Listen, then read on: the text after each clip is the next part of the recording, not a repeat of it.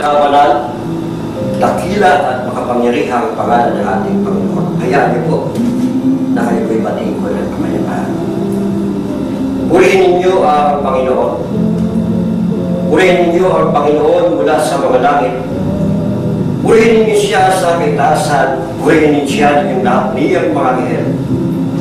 Purihin ninyo siya niyang buko. Purihin nila ang pangalan ng ating Panginoon sapagkat siya nag-utos sa tayong apoy ng alikha.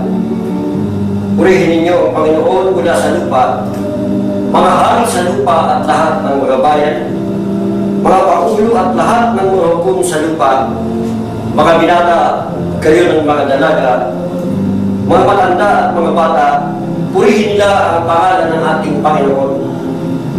Sapagkat ang kanyang pangalan mag-isa ay nabunyi, ang kanyang kaluwalhatian ay nasa itaas ng lupa at mga langit.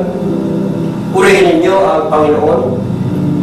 Magsiawit kayo sa Panginoon ng mga bagong awit at ng kanyang kapurihan sa kapisanan ng mga banal sa makatuwid po bagay sa loob ng Iglesia ng Diyos kay Kristo Jesus. Sapagkat ang Panginoon ay nalulugod sa kanyang bayan, kanyang pahagandahin ang kaligtasan ng maamo. Purihin ninyo ang Panginoon. Purihin ninyo ang Diyos sa kanyang santuaryo. Purihin ninyo siya sa langit ng kanyang kapangyarihan. Purihin ninyo siya dahil sa kanyang mga makapangyarihan gawa. Purihin ang ayon sa kanyang marilag na katakilaan. Purihin ang bawat bagay na may hininga ang ating Panginoon sa mga sandaling ito, mga kapatid.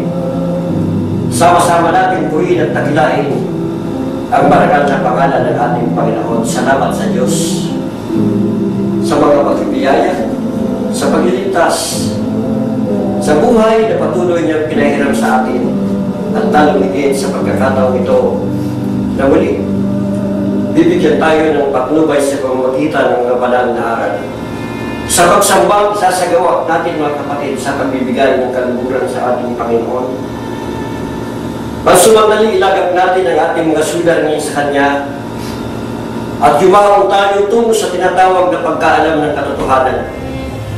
Na ito ang magdadala sa ating bilang lingkod ng Diyos upang maitaas ang antas ng tinatawag na pagka-Diyos niya upang siya ay purihin natin luwalhatian sa kanyang manalang na kadakilaan. Salamat ang marunod nating pinaabot sa ating Panginoon sa biyaya ng buhay na patuloy na pinagkakaloob. Kaya nga italaga natin ang ating mga sarili pang mga kapatid upang sa ganitong paraan may kapagkaloob natin ang paglilingkod na ito isang tunay na haling buhay, banal at kaaya-aya sa ating Panginoon. Kung tayo po ay nakatalaga na, mga kapatid, aawit ng isang bilang at tayo po ay mananalangin sa ating Panginoon.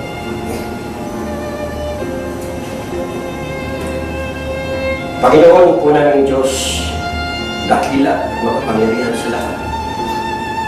Nagbibigay ng patuloy na buhay sa amin. Nagpapahiram. Nagbibigay ng mga pagpapala, mga pagliligtas at pagsaklolo sa bawat dinaraan namin mga suliranin. Ikaw o Ama, na wala sa kawalang kaalaman ay tinawag mo kami upang tipunin sa larangan ng paglilingkod sa iyong santong pangalan. Muli kami nagpapakong Panginoon. Nagmasidhin namin pagnanais na makaalam ng katotohanan. Kaya nga, gabayan mo ang bawat isa sa amin. Una sa lahat, inihihingi namin ng paumanhin, patawad ng mga pagkukulang at pagkakamaling nagagawa namin sa buhay ito.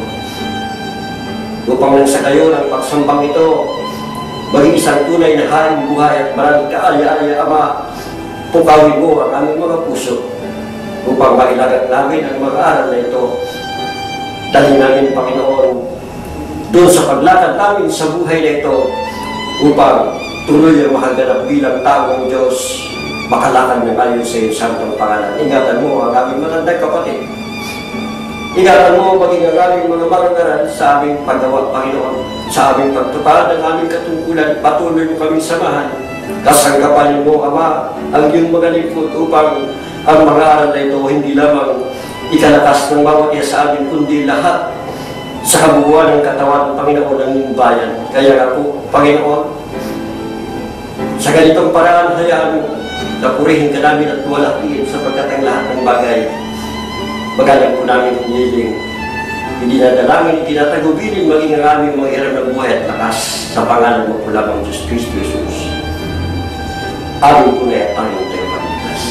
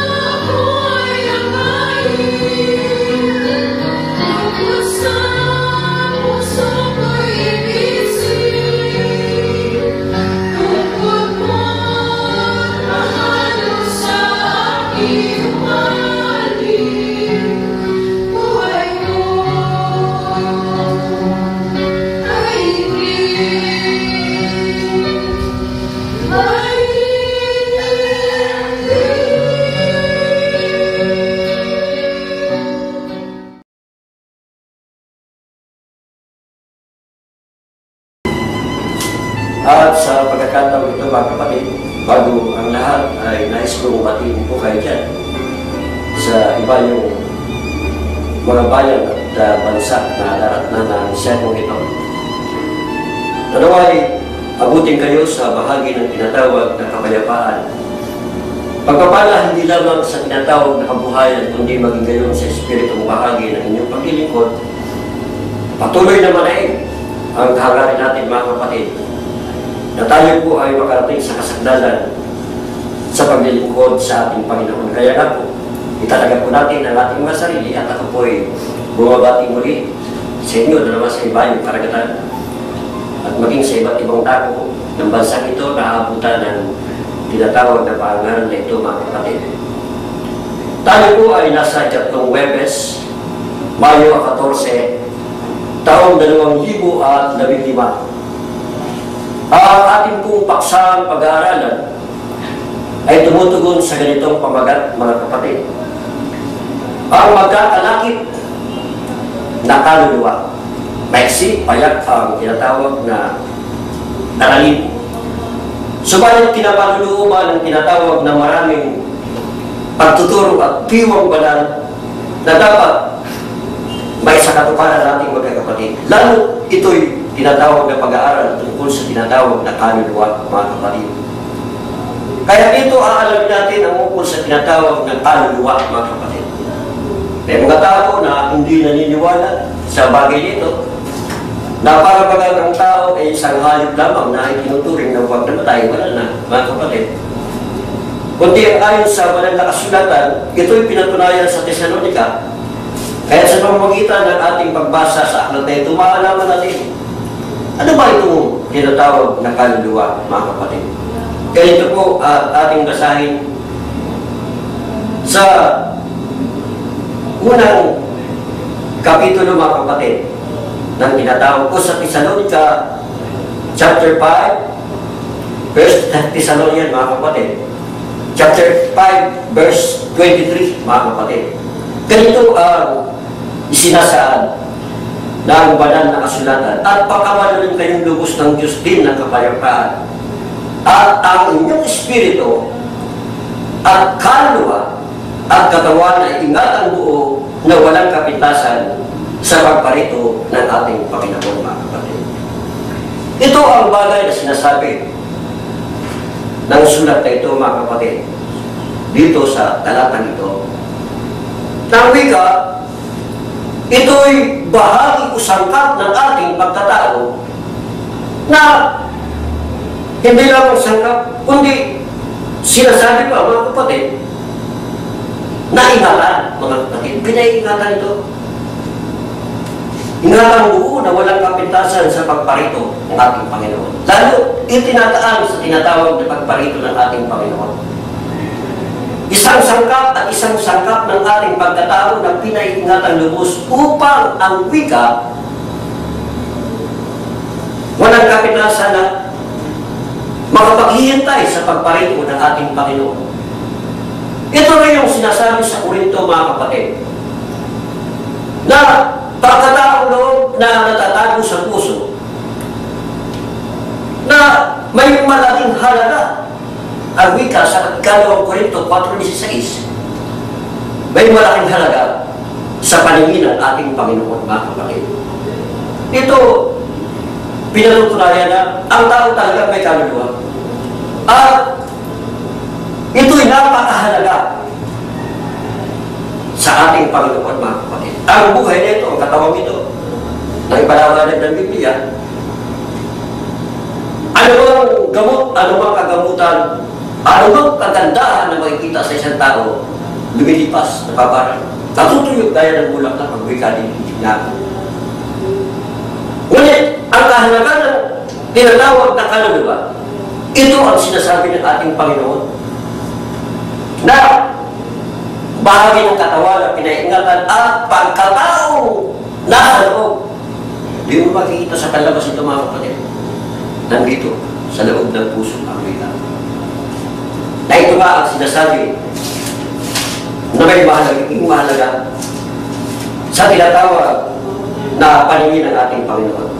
Ano ba ang paliwanag sa kapitulo 3, mga kapatid? Chapter 3, verse 4 na aklat ng Pedro, unang Pedro. Kundi ang pagkataong natatago sa puso na may damit na walang kasiraan, ng Espiritong maamo payapa na may malaking halaga. Yan ang muli sinabi sa talatang ito.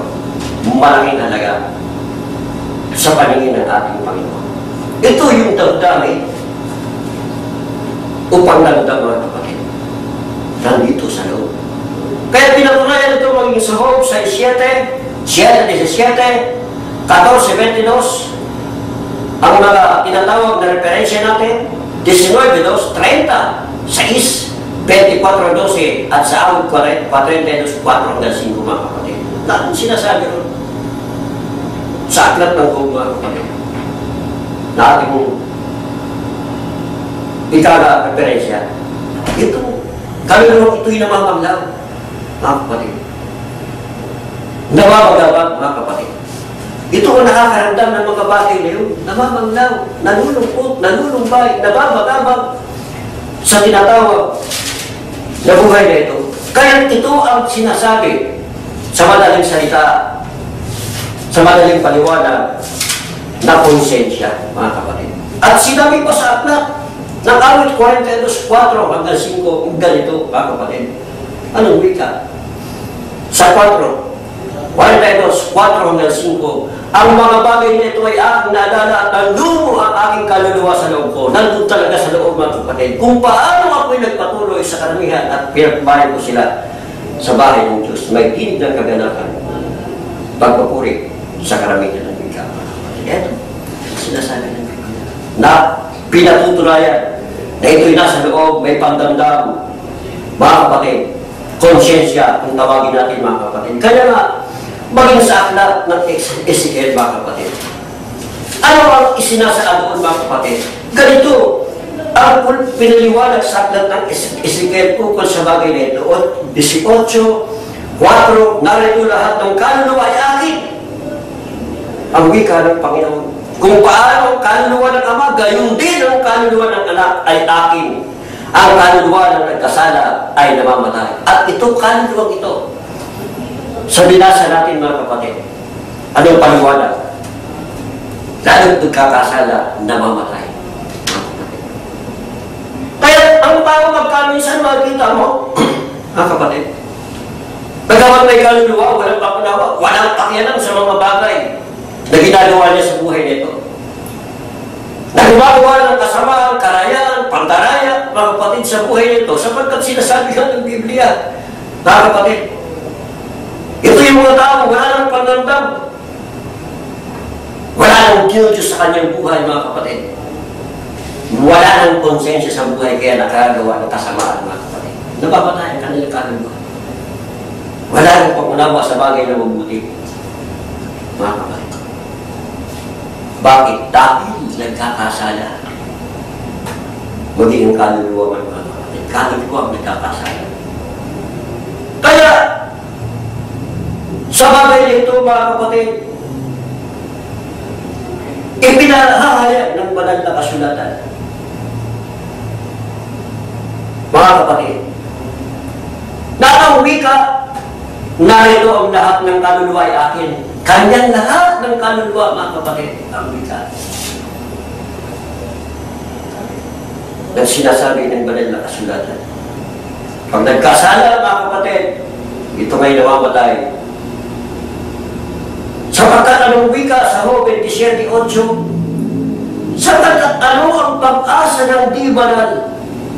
Ang wika, bagaman siya'y nakikinabang sa kanya, sapagkat namamatay at upang iligtas sa kasalanan, mga kapatid. May mga napuputo ng buhay. Magkaminsan, upang kinukuha ng Diyos, upang kunin ng Diyos, kinukuha ng Diyos. Dahil isang magtataka ka ba't na wala na sila ito, kausap ko lang kahapon. Kasi may paraan ng Diyos, kaysa makagawa ka pa ng kasamaan. Mga kapatid, yung ilan, may mga bagay na gano'n. Pinuputol na din yung ating Panginoon ng buhay upang maligtasan ang kasalanan, mga kapatid. Kaya ang tinatawag na pag-aaral natin sa kaluluwa, mga kapatid, ay pinakilala ng Biblia. Konsensya, damdamin. Kaya nga naroon may tayo, minsan, nagagalak, namamangla. Yan yung ating pagkatao na hindi mo makikita. Kung ang paniniwala ng tao, kung suistubilin ka talaga, hindi mo makita. Sapagkat ito'y sinasabi nga, nadamdamin ng tao, mga kapatid, nakatago sa kanyang puso. Ngayon, meron na po ba nagpakita ng, lalo na ang ating aralin magkalakip ng kaluluwa. Meron naman nagpakita ng paglalakip ng kaluluwa sa iba, mga kapatid. Sa Samuel, mababasa natin, sa unang Samuel, mga kapatid, ang tinatawag na paglalarawan ng Biblia sa atin, mga kapatid, na ang bagay na ito, naluoy, ipinakilala, mga kapatid, sa unang Samuel 18:1, si Jonathan at si David, mga kapatid. At si Jonathan ay nakilakip ang kaluluwa at si David, mga kapatid, magkalakip ang kaluluwa. Doon sa unang Samuel 18:1, mga kapatid. Tulad din sa magpapaliwanag ng Biblia dito sa Kawikaan, mga kapatid, na ito'y katotohanan nagaganap sa bawat isa sa atin, mga kapatid. Dito sa 18:24, mga kapatid, na ang pinatawag na aklat ng Kawikaan ay inihayag ang ganito, mga kapatid, na sinasabi sa ating kalagitnaan, mga kapatid. Yung magkaminsan makikita natin ang isang magkaibigan na ang turing sa kanyang kaibigan eh higit pa sa kalaman. Yun yung pakikipagkaisa sa tinatawag o paglalakip ng kaluluwa. Kaya wala siya itinatago, lalo na sa kanyang best friend, mga kapatid. May itatago pa nga minsan sa magulang. Ngunit doon sa kanyang best friend, hayag lahat ang kanyang ginagawa, mga kapatid. Mas bila sila nagkwentuhan. Nandun yung paglalakip ng kanyang kaluluwa. Nagkakapalagayin doon, mga kapatid. Yun ang sinasabi. May mga kaibigan higit ang turing, mga kapatid. Higit pa sa kapatid. Kaya nang inihalimbawa ng Biblia. Ukol dito sa isang babae, mga kapatid, nalipod ng ating Panginoon. Dito sa 2:11 ng Ruth. Anong wika at sinabi ni Ruth, mga kapatid? Sa kanyang 2:11 ay sinabi, mga kapatid, gantilawa o itataas natin pagwala. At si Boaz ay sumagot at nagsabi sa kanya, ipinatatalastas sa akin ang buong iyong ginawa sa iyong biyanan mula sa pagkamatay ng iyong asawa at kung paano iyong iniwan ang iyong ama at iyong ina at ang lupang pinag-anakan sa iyo at ikaw ay naparito sa bayan na hindi mo nakikilala ng yung tinatawag na inilakit na ni Ruth, minahal na ni Ruth. Kahit napatay na ang anak nitong biyanan niya, asawa niya. Ando si Ruth, patuloy na naglingkod sa kanyang biyanan, mga kapatid. Pinaglingkuran ng kanyang biyanan, mga kapatid. Kaya, doon sa bagay niyo, naalakit na ang wika, ang kaluluwa ni Ruth sa kanyang biyanan. Sa pag-ibig na pinakita niya, sa pagmamalas na pagmamalasakit na nakita niya, mga kapatid, ay pinakita niya sa kanyang biyanan. Nagawa niya. Iwanan magiging lugar na pinagkanakan sa kanya. Ibang bayan siguro yung bayan ng kanyang biyanan. At higit sa lahat, magiging kanyang magulang. Ang kanyang ama, ang kanyang ina, iniwan niya upang doon kabiyanan. Sapagkat nahulog at nalakip na ang kanyang kaluluwa, ang wika, sa kanyang biyanan, mga kapatid. Kaya sa loob ng iglesia ito, mga kapatid, kung ang ating pag-uusapan ay ang bagay na ito, paano po ba may papakita sa bawat isa? Ang tinatawag na paglakip ng ating kaluluwa. Si Apostol Pablo po ang nagtuturo ng ganito at sinabi niya, doon pa sa unang mga lingkod sa lupan ng Korinto, sa unang 9 ng aklat ng Korinto, ang wika niya sa kanyang sulat ay ganito, mga kapatid. Pagmahimi po. Ganito po ang sulat ni Apostol Pablo. Ganito sa unang 9. Ang Diyos ay tapat na sa pamamagitan niya ay tinawag kayo sa pakikisama ng kanyang anak na si Jesucristo na Panginoon natin. Eto ang sinasabi ng Biblia. Kung paano natin may papakita ng bawat isa sa atin ang pagkakalapit ng ating kaluluwa. E yung kung paano nagtapat sa pamamagitan ng ating Panginoon, tinawag tayo ang wika. Upang tayo magkaroon ng pakikisama sa tinatawag ng Panginoong Jesucristo na Panginoon natin ang wika ng Biblia at Panginoon. Kaya maging doon sa aklat ng unang Juan, verse John, chapter 1, verse 3, ang wika ron, magkaroon kayo ng pagkasama sa Diyos. Upang magkaroon kayo ng pagkasama sa Diyos. At napatigit sa sulat pa rin ni Apostol Pablo sa mga taga-Efeso, anong wika niya, mga kapatid? 4:3 ng aklat ng Efeso, na pagsakitan ninyong ingatan ang pagkipagkaisa sa Espiritu. Bakit? Ano ba ang Espiritu? Na may tali, sa tali ang wika na tinatawag na kapayapaan. Kaya ito ang iniuutos na pagsakitan natin. Yung kaisahan natin lalo na, may kanya sa buhay nito, may kanya-kanya tayong katuwiran, mga kapatid, di po ba? May kanya-kanya tayong opinyon sa bawat kaganapan, maging sa larangan ng politika, o anuman yan, mga kapatid, may kanya-kanya tayo na opinyon. Subalit pagdating sa tinatawag na pananampalataya, ang turo sa atin ng ating Panginoon, pagsakita natin, makipagkasig sa Espiritu. Sapagkat ito ang bumubuo sa atin. Ito ang magiging pundasyon upang mabuo ang katawan ng ating Panginoon sa tinatawag na patungo sa tinatawag na kapayapaan, lalo na ng ating paglilingkod sa ating Panginoon, mga kapatid. Pagkaisa natin at pagsakitan. Bakit? Kailangan natin magtulungan, mga kapatid. Bakit? Bilang tinatawag na isang katawan. Ganyan pinakilala ng Biblia. Ang iglesia nito, mga kapatid. Tayo ay isang katawan na ang ulo, ayon sa Colosas, ay ang Panginoon. Kaya sinabi niya, o sa sulat ni Apostol Pablo, dito pa rin sa Efeso 4:16, ang wika niya, mga kapatid, na dahil sa kanya ang buong katawan na nakalapat na mabuti at nagkakalakit sa pamamagitan ng tulong ng bawat kasukasuan, ayon sa paggawag na uukol sa bawat ibang sangkap, ay nagpapalaki sa katawan sa ikatitibay ng kanyang sarili sa pag-ibig. Ito, mga kapatid, may kanya-kanyang bahagi ang wika ng Biblia. Sa pamamagitan ng tulong ng bawat isa, sa pagawag na uukol sa bawat iba't ibang sakap, ito ang magpapatibay at magpapalakas sa atin, mga kapatid. Hindi yung lagi na lamang umaasa ka sa iba. Sa ibang kapatid.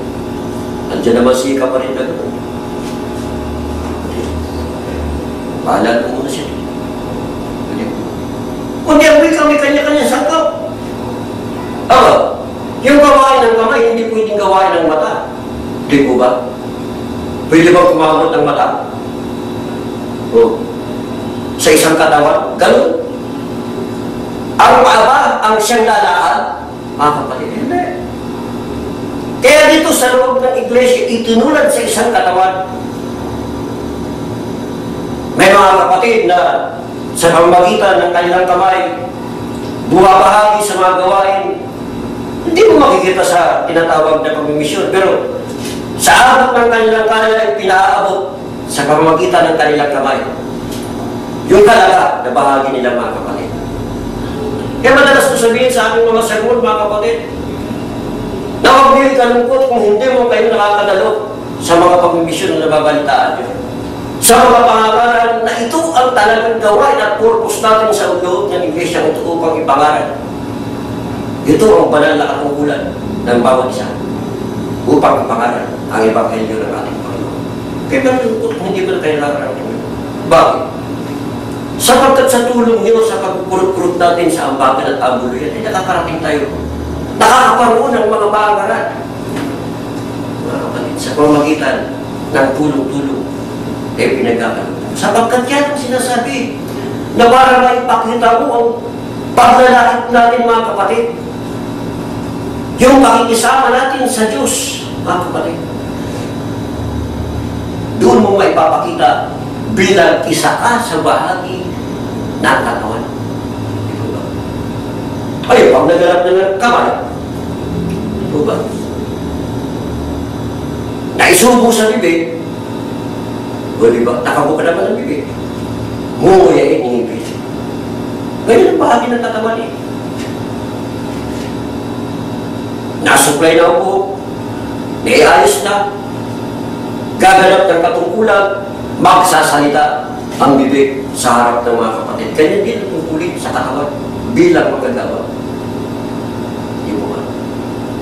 Nakapag-practice na gawin, mga awit sa loob ng iglesia, gaganap bilang mga binig na pupuyat dalakila. Kanya-kanya sa kape. Kaya, magkano sa loob tayong ganapan? May kanya-kanya tayo. Kung bakit tinawag tayo sa loob ng iglesia, kinakailangan nga lang, hanapin natin mga bahagi na kung saan tayo, mga kapatid. Upang maibahagi natin bilang tulong sa tinatawag na paglakit natin ng Espiritu. Kaya maging sa aral. Saan man tayo magkita-kita, mga kapatid, yung kaalamang tinuturo dito sa lokal ng Bayamon, na kung saan kami nagtitiping. At ang aral na sinesermon dito ay iisa hanggang dyan sa inyo na inaabot sa ibayong dagat at kahit saang parte ng Pilipinas. Iisang aral. Yan ang kaisahan sa Espiritu na dapat maalaman natin, pahikilakit, pagkakaisa, mga kapatid. Kaya sa parang para natin maaaring may sa katuparan ang pahikilakit sa iba, mga kapatid. Lalo kung dumarating ang mga panahon na kinailangan natin mumulita sa ating Panginoon.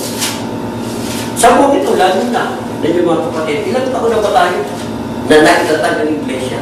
Hindi ko nagkakamali, 93 years, mga kapatid, na sineselebrate ngayon natin sa buwang ito ang anibersaryo ng iglesia ito, mga kapatid.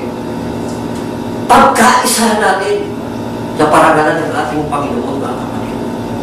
Sa pag-alala, sa pagpapasalamat, mga kapatid, pagkaisa natin kumaroon sa dapat lugar kung saan ang pag-yuri yun na naroon, mga kapatid.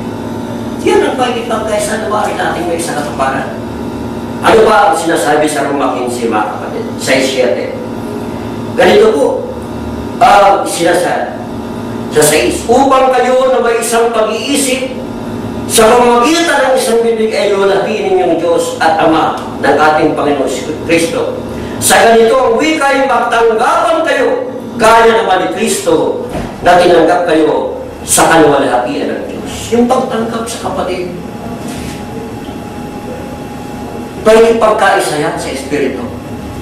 Ano man ang kalalagayan niya, mga kapatid? Ano man ang itsura niya? Tanggapin mo, kapatid mo yan, mga kapatid. Di po ba? Ganyan lang eh, mga kapatid. Magkaroon ng pagtanggap, mga kapatid. Dahil, ang bagay nito, abay ginawa ito, maging unang mga lingkod, mga kapatid. Nung unang mga Kristiyano, dito sa luwa.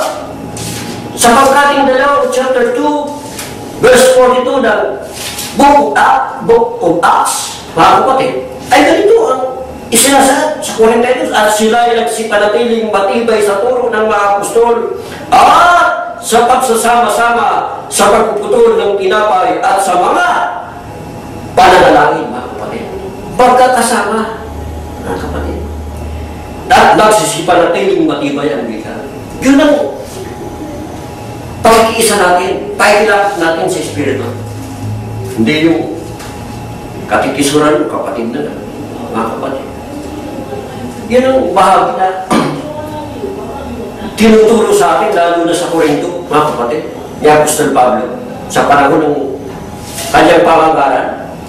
Sinabi niya sa mga sa sulat na ito, mga kapatid, sa lokal ng Korinto, tangos ito sa atin sapagkat natala sa banal na kasulatan. 12:25 hanggang 27, ang ganito mga kapatid, upang huwag magkaroon ang wika ng pagkakabahabahagi ng sa katawan, kundi ng mga sangkap ay mga karoon ng magkakasing-ingat sa isa't isa. Ito ba? Upang ang mga sangkap ang wika ay magkaroon ng pagkakasing-ingat. At kung ang isang sangkap ay nagdaramdam, ang lahat ng mga sangkap ay nagdaramdam na kasama niya. O kung ang isang sangkap ay nagkakapuri, ang lahat ng sangkap ay nagagala na kasama niya. O, di po ba? Ganyan sa buhay naman natin ito eh. Maski sa tinatawag na katawan natin ito, mga kapatid, inapukpuk si paa eh. Di po ba? Ano agad ang nadaluhog yung dalawang kamay? Napukpuk eh. Siyang lalaki. Uupo agad ang katawan, mga kapatid. Yuyuko, mga kapatid. Magbebend ang katawan. At gagawin naman eh, kamay hahaplusin yung bahagi na yun.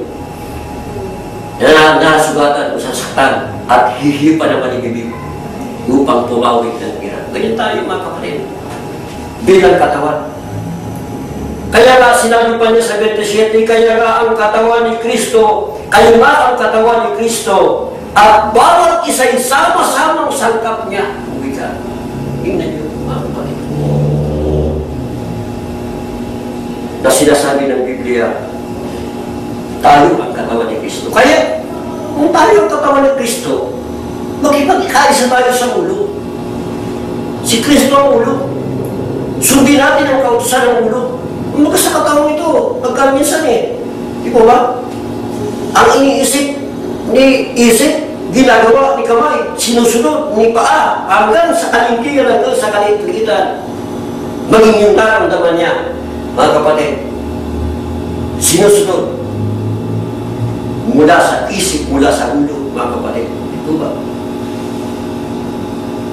Kaya, dito, sa pahilakot natin ng kaluluwa, makita tayo na maging yung kahinaan ng ating kapatid. Batahin natin, mga kapatid. Kaya ng pinayo ni Apostol Pablo at sinabi niya sa Roma, 15:1 hanggang 2, tayo ang malalakas ay nararapat na magbata ng kahinaan ng mahihina at huwag tayong magbigay ng lugod sa ating sarili. Huwag natin kukumpara ang ating sarili sa mahihina kung tayo man ay malakas. Mga kapatid, bawat isa sa atin ay magbigay lugod sa kanyang kapwa, sa kanyang ikabubuti at sa kanyang ikatitibay. Yan ang utos. Hindi ang bawat isa ay magtisura, mga kapatid, kundi ang bawat isa ay magbigay lugod sa kanyang sarili, ang wika, sa paraang ikabubuti at sa paraang ikatitibay bilang iisang katawan upang malakit tayo sa tinatawag makakalakit ang kaluluwa, ang espiritu, lalo na sa paglilingkod sa ating Panginoon. Ito, hindi na bago eh. Ang katurang ito. Sapagkat dito sa Juan, may mababasa tayo, mga kapatid, na ito rin ang marugtog na panalangin maging ating Panginoon, mga kapatid, sa kanyang panalangin. Dito sa 17, 20 hanggang 23, mga kapatid, nating mababasa yan. Ito po, 20. 23, katotohanan pinasabi ko sa inyo. Ang wika. O dito, taas pa rin yung basa, mga kapatid. 17, 20 hanggang 23. At ang wika, hindi lamang sila ang idinadalangin ko. Kung yan ang wika, sila rin naman na mga nagsisalampalataya sa akin sa pamagitan ng kanilang salita. Upang silang lahat ay maging isa na gaya mo, Ama, sa akin at ako'y sa iyo, na sila naman sumaatin upang ang sanglibutan ay sumampalataya na ako'y sinugo mo. At ang kaluwalhati ang sa ibinigay mo ay ibinigay ko sa kanila upang sila'y maging isa na gaya naman natin na iisa ang wika. Di po ba? Kaya hindi mapuno eh. Di po ba? Bakit? Ako at ang Ama ang hikasawa, lalo na iisa. Ito pinatunayan na sila gaya naman natin na iisa sila. Kapatid. Di po ba? Ako'y sa kanila at ikay sa akin upang sila'y makalubos ang wika sa pagkakaisa upang makilala ng sanlibutan na ikaw ay ang sa akin ay nagsugo at sila iyong inibig na gaya ko na iniibig mo. Ganyan ang paraan na itinuturo maging sa panalangin ang wikang ito ng ating Panginoon noon pa. Kaya ano ba ang layunin natin sa buhay nito? Ano ba ang mga adhikain natin sa buhay nito? Kailangan maitalaga natin ang pakikipagkaisa lalo na sa loob ng Iglesia. Kaisahan sa gampanin sa lahat sa larangan ng paglilingkod upang maabot natin ang kapuspusan ng biyaya ng kaunawaan at higit na pagtatapat, higit na pagpapasakop, pakikipagkaisa at paitilakik ng ating kaluluwa sa ating Panginoon na ito naman at pagbalay basbas. Nag-elisyon sa inyo sa akin, sa ating lahat na magkakapatid mula po ngayon sa banal po at dakilang pangalan ng ating Panginoon. Ayan po, napatid po kayo ng pagkaiparan. Sa ating pagkapatuloy, mga kapatid, tayo po ay mag-aaral na muli sa panalangin sermon, ikatlong linggo, Mayo 17, taon na 2015, mga kapatid. Ang pamagat po ang paghambog at pagpasikat o pagmamahuri sa ayon sa Biblia. Sa ganitong bagay, mga kapatid, na paksa, sinasaliwa natin yung sinabi sa banal na kasulatan. Lalo ito ay tungkol sa sinasabing mga paghambog. Mga kayabangan, kaya dun sa ikalawang Timoteo, kung ating babasahin yun, mga kapatid, sa 3:1 hanggang 2, ikalawang Timoteo, makikita natin na ang wikaro sa mga huling araw na darating ang wikaro. Dapat malaman natin na darating ang panahong mapanganib ang wika. Sapagkat ang mga tao ay magiging maibigin sa kanilang sarili, sa sarapit, mayayabang, mga mapagmalaki, mapagtumayang, masuwayin sa mga magulang, mga walang turing at walang kamalanan ng wika ng Biblia. Ito yung panahon na kung saan, mga kapatid, ang tao tunay na ang wika ng Biblia magpapakita ng maraming gilas sa buhay nito. Malayawang ang wika, pagpapasikat at pagmamapuri. Na ito ang karaniwang ipinaghahabog at ipinagpapasikat, pinagmamapuri ang mga ito mismo sa harap at sa paningin ng ating Panginoong Diyos. Lalo kung ating tutunghan yung tinatawag na salita sa chapter 8, verse 17 na tinatawag na Deuteronomio, mga kapatid, ay ganito po rin ang naitala, mga kapatid, na sinasabi ng banal na kasulatan, mga kapatid. At baka yung sabihin sa iyong puso ang aking kapangyarihan at ang aking lakas ng aking mga kabayan, ang siyang nagbigay sa akin ng kayamanan ito, mga kapatid. Ito ang madalas nating marinig sa ating kapwa-tao na kumagkaminsan sa pagtatanong nila ng tinatawag na kayamanan, kakayanan, kapangyarihan at kalakasan sa buhay nito, nakakalimutan magkaminsan ang tinatawag na lumalang ang Diyos, mga kapatid. Pinapaghahamog niya ang kalakasan na kumagkaminsan dahil ika sa madalas kong mag-exercise, magbuhat ng barbell, kaya sinakyan ang katawan. At dahil sa talino ko, nakamtan ko ang yaman sa buhay nito, ang kapangyarihan, mga kapatid, ang karangalan, na hindi naaalala, tinatawag, na may dalang kundi ang sarili pa, mga kapatid. Kaya naroon ang tinatawag na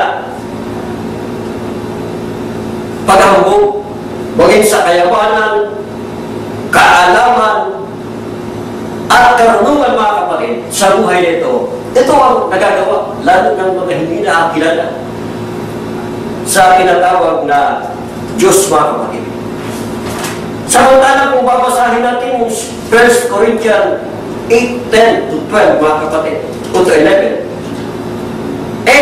ganito ang wika na ating matutunghan, mga kapatid, sa pagsasalaysay ng banal na kasulatan dito sa ating pinapaksa, mga kapatid.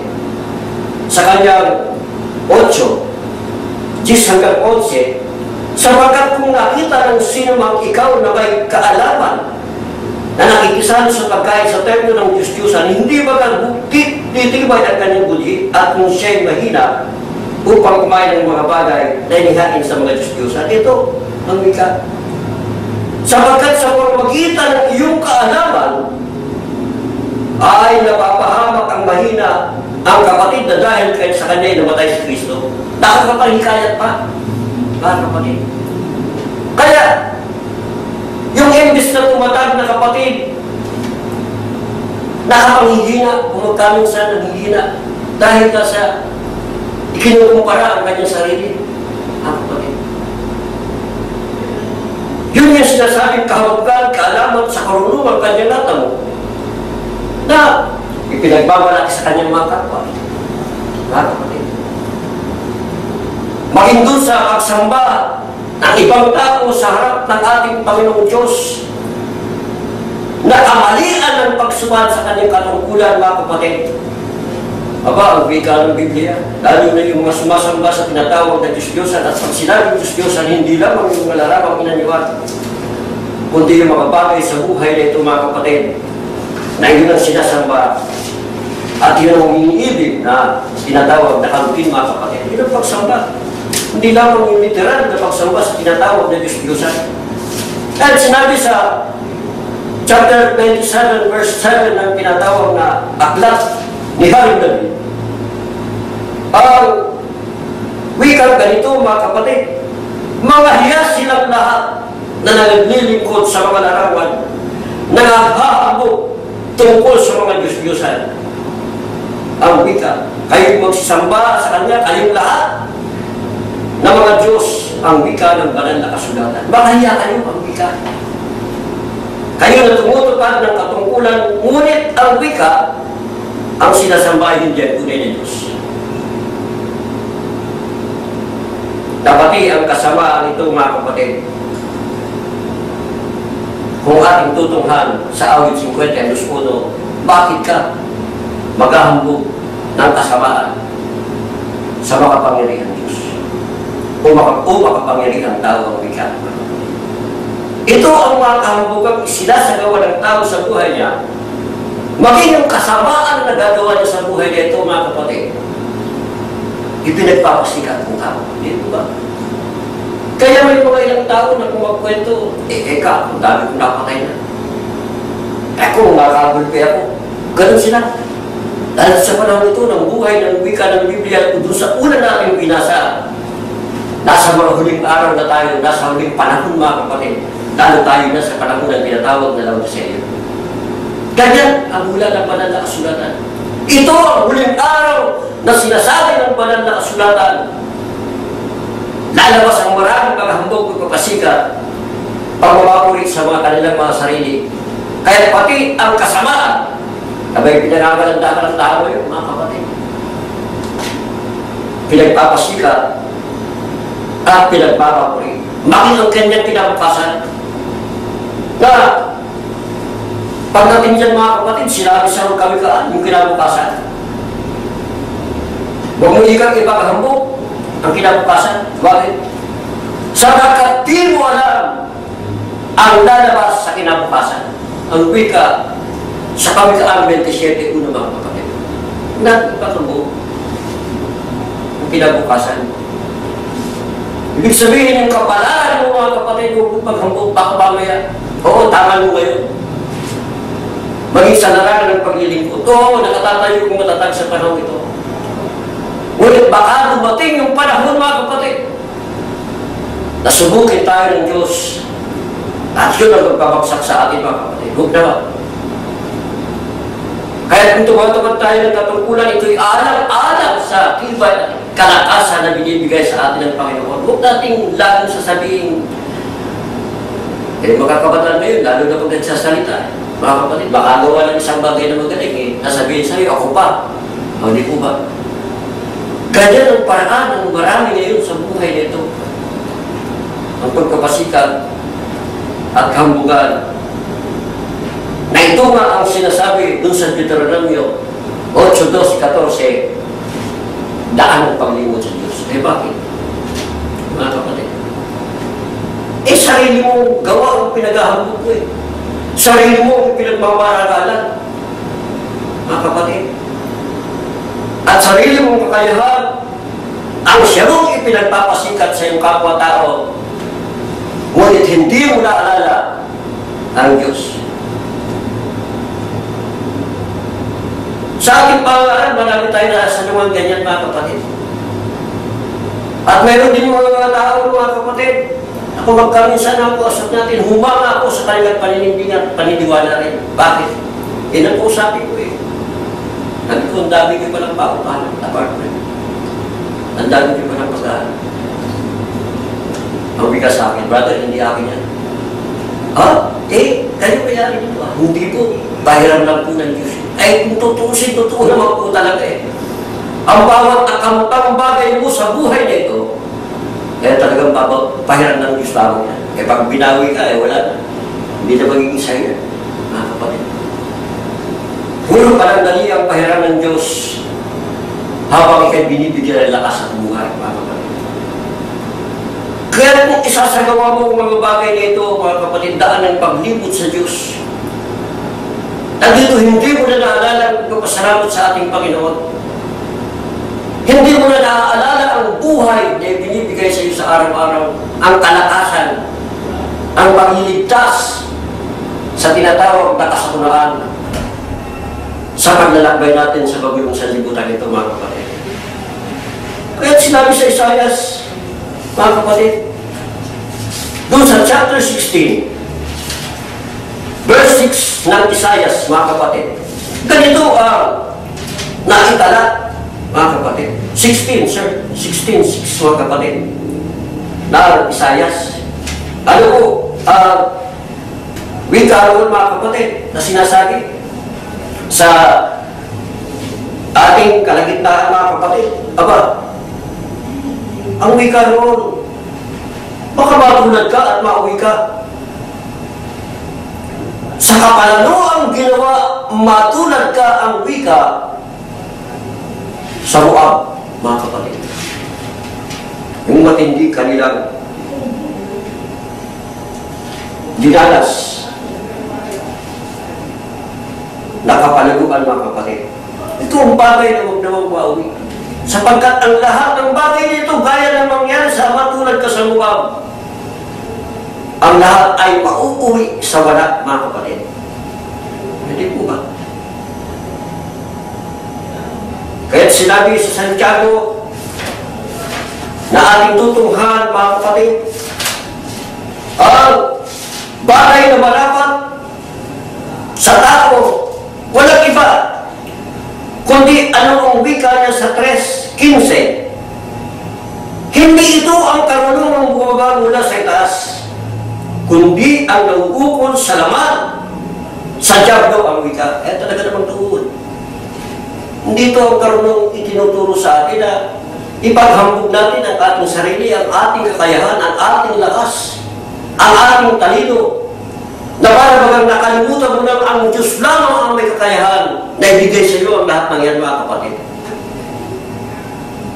Na nandiyan sa iyo araw-araw na lakas at buhay ang ibinibigay.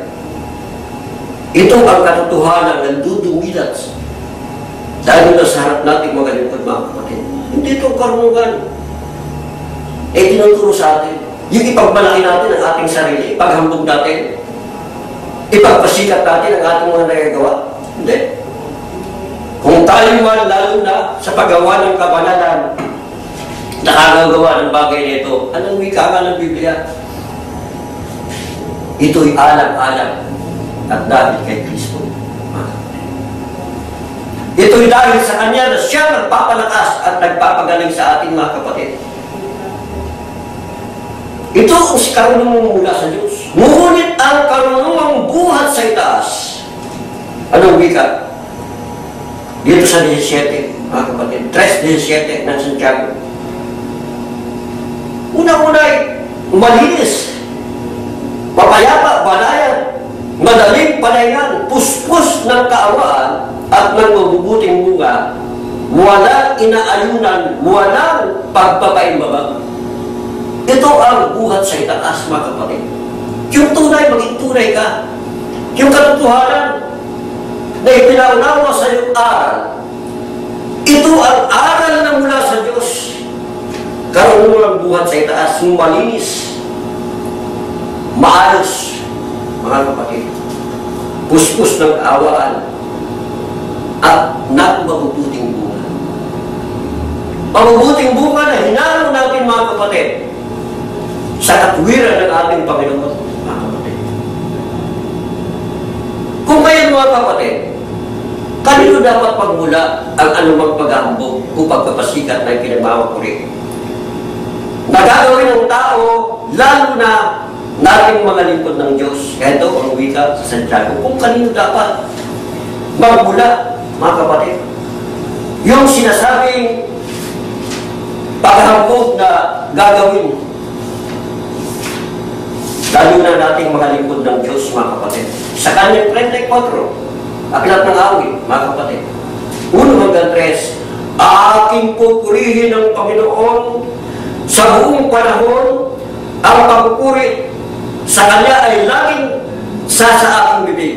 Ang aking kaluluwa ay maghahambog sa Panginoon, maririnig ng maamo at maaasahan. Ito ang magandang paghahambog, sinasabi ng Biblia. Yung may pagmalaki mo na lingkod ka ng Diyos, na may Diyos ka sa iyong buhay, mga kapatid. Yung may paghambog mo sa iyong kapwa, sa tulong at awa ng Diyos. Nakaraos ako sa maraming suliranin. Nakaraos ako sa mga suliranin yun ang dahil sa awa at hawag ng Diyos sa akin. Sa awa at tulong ng Diyos, na ipagtapos ko ng pag-aaral ang aking anak. At sa awa at tulong ng Diyos, nakakaraos kami sa araw-araw na pangangailangan sa buhay na ito. Mga kapatid, hindi yung kalakasan ko. Hindi yung lagi mong sasabihin, ako pa, mga kapatid. Kundi ipagmalaki mo na sa awa at tulong ng Diyos, tinatango mo ang lahat ng ito, mga kapatid. Kaya sinasabi ng Biblia na dapat natin ipagmalaki. Sino? Ang Panginoon. Ang Diyos ng buhay natin, mga kapatid. Ang Diyos na sumasaway, nagpapalat, mga kapatid. Nagbibiyaya ng kalakasan, mga kapatid. At kaya, ang wika pa dito sa 44, 8 ng tinatawag na aklat ng awit, mga kapatid. Eh, ganito po. Sa Diyos ay maghahambog kami buong araw. Naghahambog kami buong araw sa Diyos ang wika. At, excuse po, magpapasalamat kami sa iyong pangalan magpakailanman. Ito ang marapat na may pagmalaki natin at may paghambog natin. Yung sinasabing may pasikat natin, di po ba? Di mo sama pagpapasikat. Yung pagpapasikat na natutunan mo sa Diyos, yung hindi ka kayang tigatigin ng anumang suliranin sa buhay na ito, malakas. Dahil may Diyos ako eh. At ang katwiran ko, kung kasama ko ang Diyos, sinong laban sa akin, di po ba? O, hindi paghambog na masama, kundi paghambog na inaangat natin ang ating Panginoon, na ipagmamalaki ko ang ating Panginoon. Bakit? Siya ang nakapagbibigay ng lahat-lahat sa iyong buhay. Siya ang may kakayanan, ibigay ang buhay, ang lakas, ang biyaya, mga kapatid. pagliligtas sa buhay nito, lalo na, mga kapatid, doon sa buhay, na tunay na buhay, mga kapatid. Nasa kanyang kapangyarihan yun. Hawak niya, kaya na sinabi, sa awat 84, mga kapatid, 7, kung ating tutuhan ang aklat na ito, ay ganito, bakit ang Haring David sinabi ang ganitong bagay, mga kapatid? 89, 7 ng aklat ng awit, isang Diyos ang wika, nakakilakilabot sa kapulungan ng mga banal.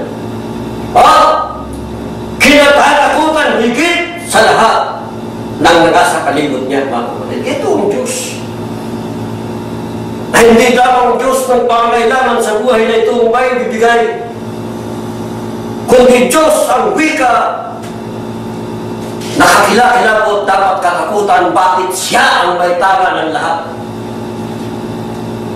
sa buhay ng ito. At dun sa tinatawag na aluluwa na nais niyang humarap sa kanya sa mga huling araw, mga kapatid. Ito ang Diyos, nakakilakilabot at kinatatakutan, mga kapatid, ng lahat, mga kapatid. Ngayon,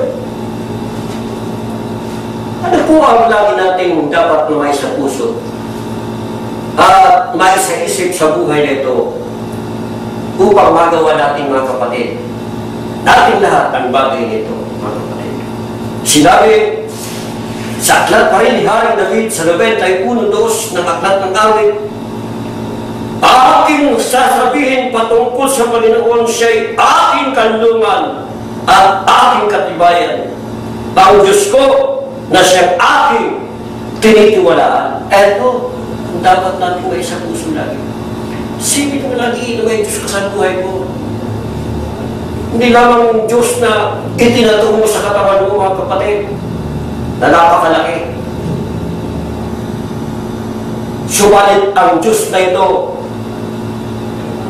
dapat mong maipasok ang kanyang mga banal na salita at aral, mga payo sa iyong buhay, at hindi lamang maipasok sa iyong puso, mga kapatid,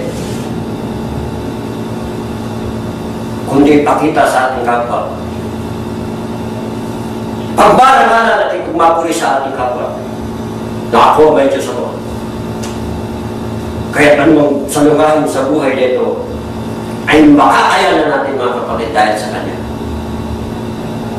Dahil may si Haring David ng kanyang mga panahon, ito ang tinura, di ba? Sa aklat na ito, mga kapatid, na kanyang sasabihin ang patungkol sa Panginoon. Bakit? Siya ang kanlungan ng wika ni Haring David, hari na mismo nagsasalita nito, mga kapatid, lingkod ng ating Panginoon. Bakit?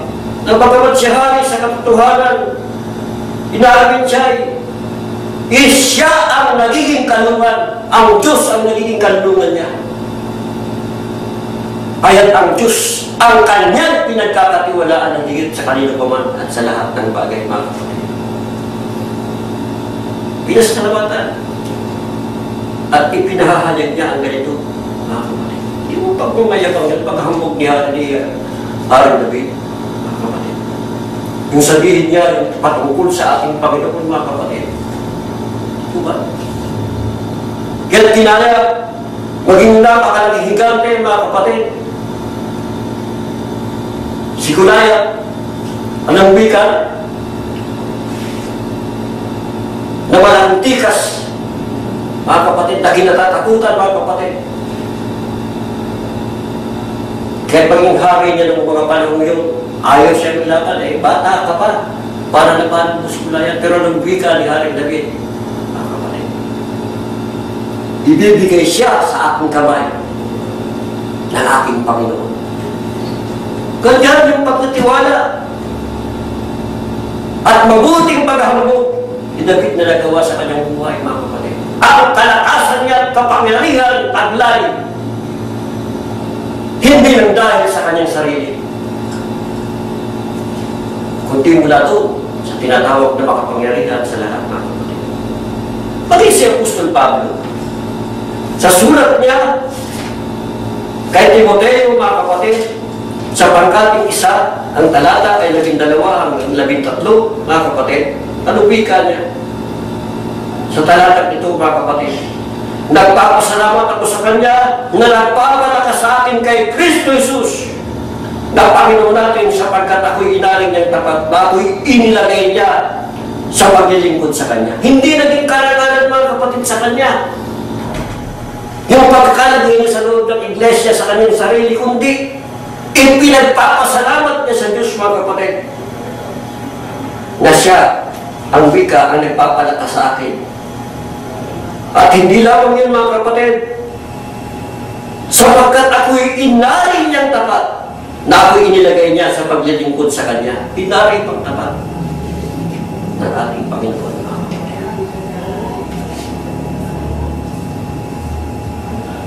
Bagaman ang una ang wika ng Biblia, talagang ito si Apostol Pablo, pamumusok, mga kapatid. Pero nang makaalam ng tinatawag na karangalan ng Panginoon, napasakop, yumuko at lumuhod sa ating Diyos, na itatag ang kanyang puso, ang kanyang sarili, ng tibay, hindi nagtiwala sa kanyang sarili, kundi ang lahat. Ang wika niya ay aking magagawa ito ng dahil sa iyo, Panginoon. Ganyan ang baratot na pagkaman. Magagawa natin ang lahat, ang wika nga ni Apostol Pablo, dahil sa tulong, mga kapatid, ng ating Panginoon. Kaya marapat na sa paghamog mo sa Panginoon, ipakita mo ang pagtatapat sa Kanya. Ipamalita at ibahagi ang tinatawag na Ebanghelyo na siyang tunay na gampanin ng iglesia nito, mga kapatid. Ang ipahayag, ang ipaghambog, hindi ang karangalan natin bilang tao na naangkop, inilagay sa katungkulang ito, kundi ipaghambog at ipagpasikat natin sa tao, ipagmapuri natin sa tao ang Diyos na tunay. Ang iglesia nito na itinayo niya, mga kapatid. Hindi po ba? At kung magagawa natin ang bagay nito, mga kapatid, ano naman ang wika ni Haring David, mga kapatid, sa aklat ng awit 116? 17, mga kapatid. Eto po. Aking ihahandog sa iyo ang hain ng pasalamat at tatawag ako sa pangalan ng ating Panginoon. Kaya nalingkod ng Diyos. Hindi marapat na ipagmarangalan mo ang sarili mo, ang lakas mo, ang kaalaman mo, maging ang kinabukasan mo.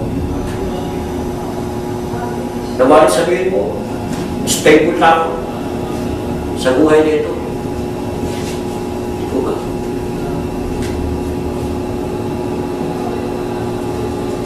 Dahil delikado yun pagka ang kumilos ang Diyos, mga kapatid. Ano ba ang karangalan sa buhay nito? Sa isang itlap.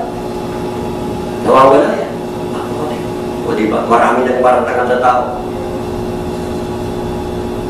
Ang nawala ng karangalan sa buhay na ito na nung una't hiningala ng marami nating, lalo sa Pilipinas, kababayan, mga kapatid, napakagaling ikang tao niya. Lalo na kung titingnan natin yung larangan ng politika, mga kapatid. Mali po ba? Around the world yun, mga kapatid, kung ating titingnan, maraming tao ang nasa tuktok ng karangalan. Nung siya'y, mga kapatid, nahayag, bagsak sa lupa, nawala ng karangalan, pati ang kalakasan, mga kapatid, at yung kahambukan ng bagay na ipinagpapasikat niya, bagsak lahat, mga kapatid. Bakit? May pagpupilos ng Diyos. Ang Diyos na may tama ng lahat. Kaya ito ang pinakadiwa ng araling ito, huwag natin pagmalaki kung ano man ang nasa atin. Kundi lagi natin isipin na may Diyos tayo na siyang nagpapala at nagbibigay ng buhay sa atin. Ialis natin sa kaisipan yung sinasabing, ang galing ko, mga kapatid, galing ko ba? Lagi natin isipin, lalo't higit sa lahat, yung paghahandog ng haing pasalamat natin, panahon, tinatawag na pag-alaala at pagkulitan namin natin, mga kapatid. Sa anibersaryo ng pagkakatatag ng iglesia nito sa bansang Pilipinas, mga kapatid. Alalahanin natin ang Diyos. Maging bahagi rin naman tayo ng tinatawag na pahangaran ng Ebanghelyo. Ito hindi lang nakaatang sa mga magagawa, kundi aatang ito sa lahat ng kapatid sa loob ng iglesia, mga kapatid. Bakit? Hindi ka man magsalita at ang buhay mo isinasagawa mo ayon sa pagtuturo natin, mga kapatid, sa loob ng iglesia. Kung ba ang tao, itatanong saan ano bang iglesia, saan ka bang iglesia, mga kapatid? Naipaghaw, iglesia ko ng Diyos. At ganito ang mga katuwiran sa amin. Yung nakakita mong lakad ng aking buhay, isinasabuhay ko lamang ng turo at aral sa loob ng iglesia. Pwede na ipasikat mo, naipagmayabang mo, naipaghambog mo ang Diyos, mga kapatid. Hindi ang Diyos sarili. Yan yung pagpasikat na marapat. At doon, aalalahan mo ang ating Panginoong Diyos sa biyaya at buhay at kalakasan at biyaya ng pagtawag sa atin sa iglesia nito, biyaya ng pagkakatatag sa bansang Pilipinas na dito inihahayag natin ang katotohanan na ito naman pagpala sa inyo sa akin ng mga ito.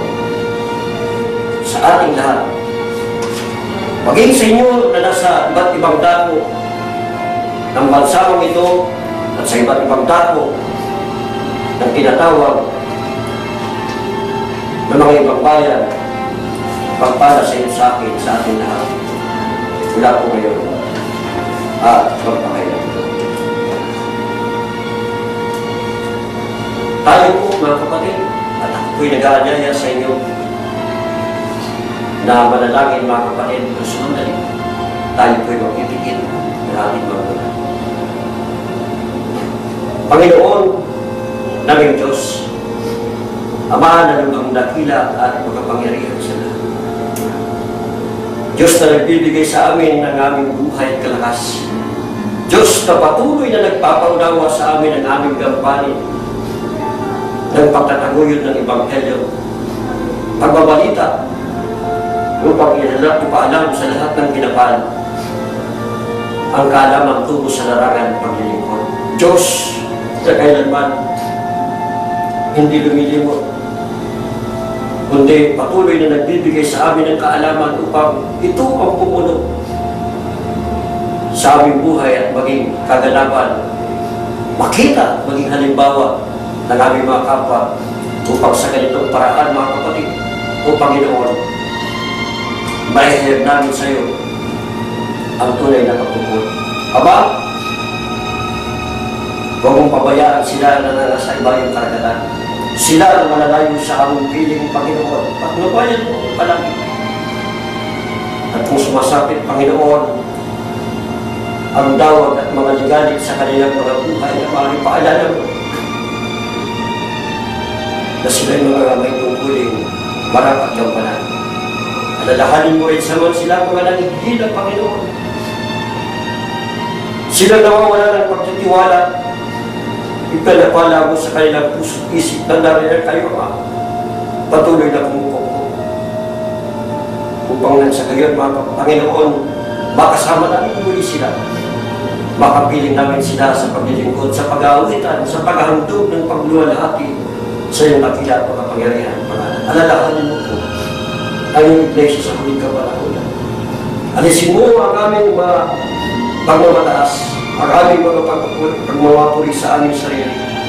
Ilagay mo kami, Panginoon, sa kaamukan ng puso, sa kababaan upang sa ganitong paraan, Panginoon, nakapagpapatawad kami at nakapagbibigay ng kasilahan sa loob ng iyong bayan. Alalahanin mo maging amin ang lalaking hinugot mo sa aming kalagitnaan ng matandang kapatid. Ang kanyang kalakasan, Panginoon, damay mo ang kanyang mga mahal sa buhay, maging gayon ang kanyang mga kaakibat na mga pangalan. Patuloy mo kami pagpapalain hindi lamang sa buhay ng biyaya ng buhay na ito, kundi sa biyaya ng kaalaman upang maabot namin, Panginoon, ang tunay na pagtuturo ng kaalaman sa aming mga kapatid. Ito na po ang aming hinihiling sa dakila at makapangyarihan mong pangalan ng Kristo Jesus, tunay at amin aming tagapagligtas. At atin pong tagapin ang maspas at tradisyon ng ating Panginoon. Nawa po, pagpalain po tayo ng ating Panginoon. Tayo po ingatan ng ating Panginoon. Tanggapin po natin ang basbas, ang bendisyon sa inyo na nasa iba yung karagatan, sa inyo na nakikipamuhay sa iba yung dagat, sa malalayong lupain, pagpala sa ating mga mahal sa buhay, sa inyong mga tahanan, sa ating lahat na magkapatid sa buong kalaganapan ng Iglesia ng Diyos kay Kristo Jesus, mula po ngayon at magpakailanman. Sumatin po nawa ang kapayapaan.